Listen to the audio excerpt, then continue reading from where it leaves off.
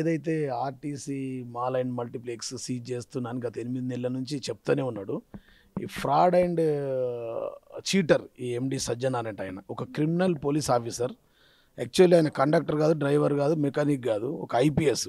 దీంట్లకు actually ఆయనకి ఈ post suitable కాదు. యాక్చువల్లీ ఏంటంటే ఆయన మేము ఆల్రెడీ ఇప్పటికే బకాయిలు ఉన్నాయని చెప్పి ఏదో నోటీసులు ఇచ్చి హంగామా చేస్తూ ఉన్నాడు. దాని మీద రిట్ పిటిషన్ హైకోర్టులో వేసాం.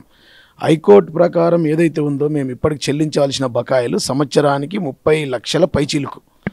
అది 2013లో అగ్రిమెంట్ అయింది. అగ్రిమెంట్ కాపీ ఒకసారి చూపిస్తాం. అగ్రిమెంట్ కాపీ 2013లో అన్ని ఒక్క నిమిషం అండి, ఇది అవన్నీ పేపర్లు ఇచ్చాయి. ఇది రిట్ అప్పీల్ పెండింగ్ ఉందండి. రిట్ అప్పీల్ పెండింగ్ ఉన్నప్పుడు మ్యాటర్ సబ్జుడివ్ ఉన్నప్పుడు ఆయన యాక్చువల్లీ రాకూడదు. మొన్న ఎలక్షన్ కోడ్ ఉండే.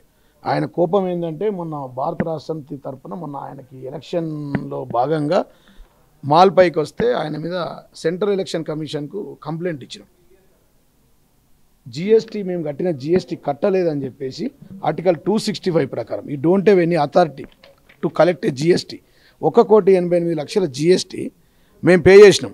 ఇప్పటి వరకు ఆర్టీసీలో ఒక 300 కోట్ల జిఎస్టీ ఏదైతే సెంట్రల్ గవర్నమెంట్ కట్టాలో కట్టలేదు.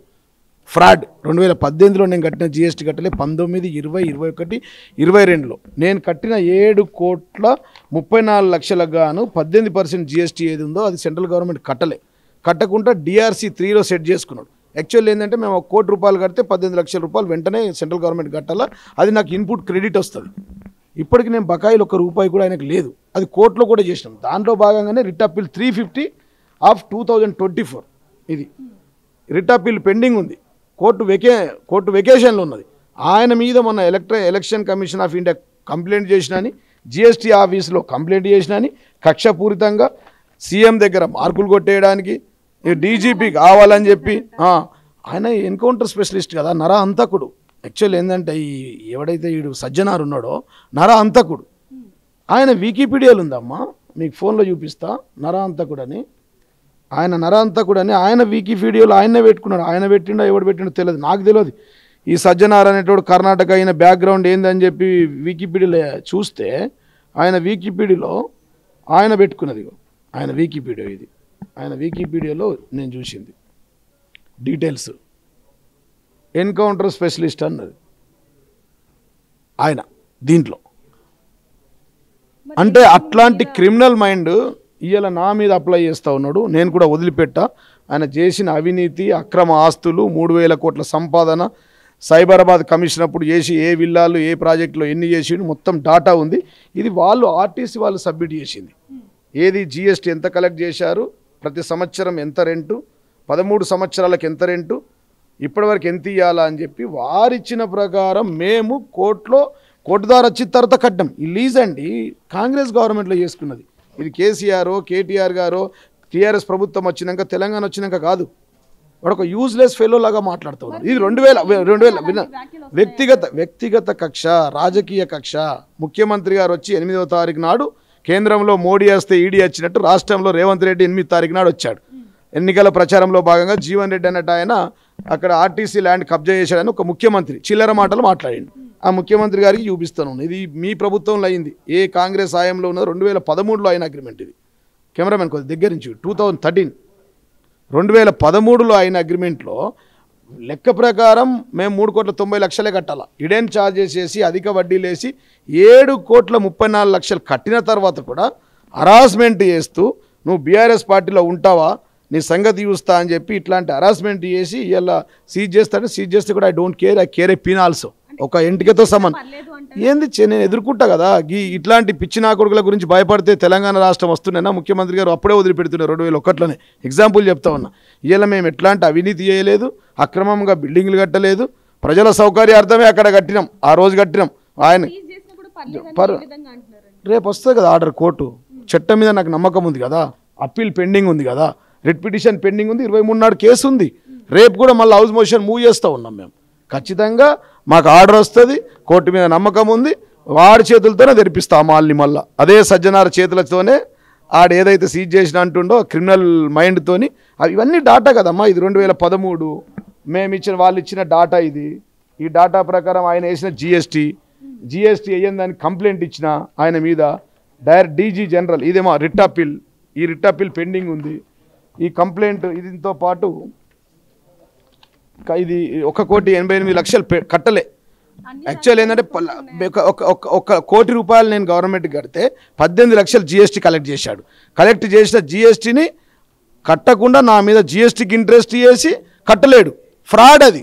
Article 265 of the GST act ప్రకారం ఆయన జైలుకోతాడు ఈ కేసులో. ఇదే కాదు, చిన్న చిన్న షాపుల నుంచి కలెక్ట్ చేసిన జిఎస్టీ కూడా కట్టలేదు.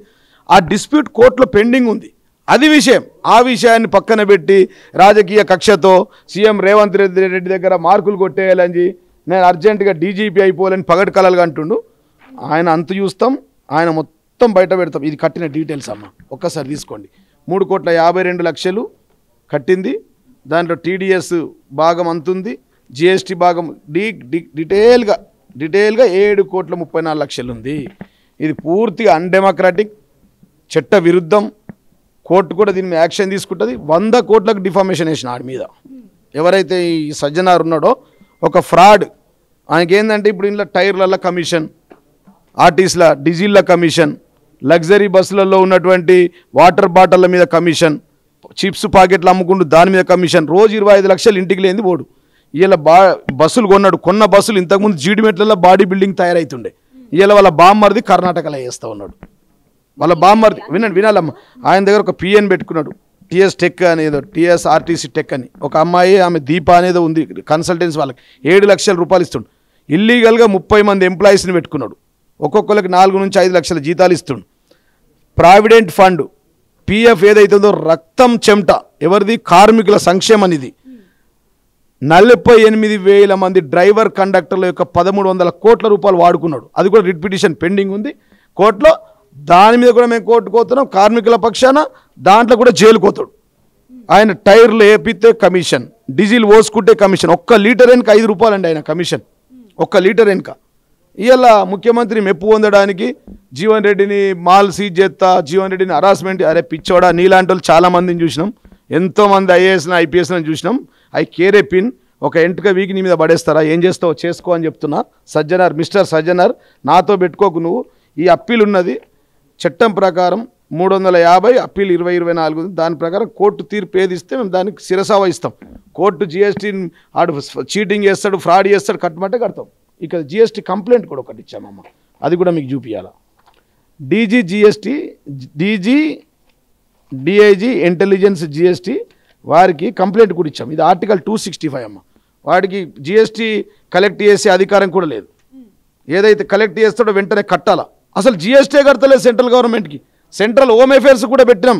అమిత్ షా గారి ఆఫీసు సెంట్రల్ మినిస్టర్ కదా, సెంట్రల్ హోమ్ అఫేర్స్లో కూడా పెట్టినాం. తర్వాత ఇది జిఎస్టీ కంప్లైంట్ అమ్మ, 1 నిమిషం ఇస్తాను మీకు. ఇదమ్మా, ఇదేంటంటే 5 కోట్ల కంటే ఎక్కువ టర్న్ ఓవర్ ఉన్న కంపెనీలు ఏమని ఉంటే 5 crores కంటే ఎక్కువ టర్న్ ఓవర్ ఉన్న కంపెనీలు ఈ ఇన్వాయిస్లు జనరేట్ చేయాలి. అంటే వెంటనే నా దగ్గర 1 కోటి రూపాయలు వసూలు చేస్తే 18 లక్షలు జీవన్ రెడ్డి దగ్గర జిఎస్టీ తీసుకున్నాను, నాకు ఇన్వాయిస్ ఇవ్వాలా, నేను ఇన్పుట్ క్రెడిట్ చేసుకుంటా, ఆయన గవర్నమెంట్ కట్టాలా. కట్టలే. ఇది విన అన్నీ ఉన్నాయమ్మా, ఇంకా చాలా ఉన్నాయి. మన చరిత్ర చెప్పాలంటే ఇప్పుడు గంట ఇంటర్వ్యూ చేసినా సరిపోదు. అది చెప్తాను, అడిగే వస్తున్నాం. కాబట్టి ఇది పూర్తిగా చట్టవిరుద్ధం, అన్యాయం, అన్డెమోక్రటిక్. ఇది మాకు ఇన్పుట్ క్రెడిట్ ఇది జిఎస్టీ కంప్లైంట్ చేసినాం.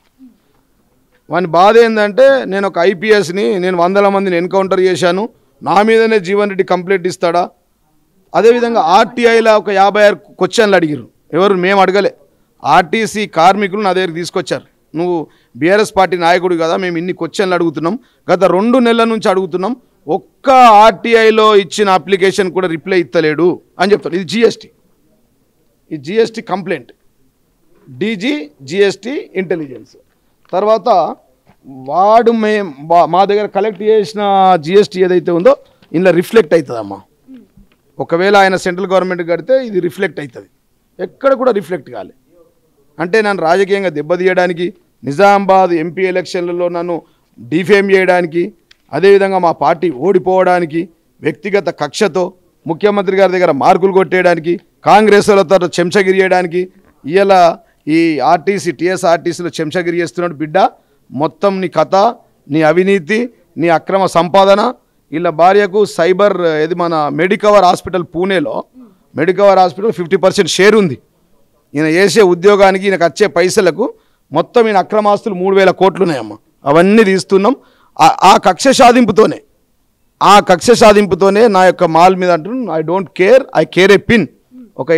ఒక ఎంట్రికతో సమానం. నువ్వేం బిక్కుటో పీక్కోరా సజ్జనార్. అసలైన తొలి వెలుగు. ఫాలో వాట్సాప్ @తొలి వెలుగు official.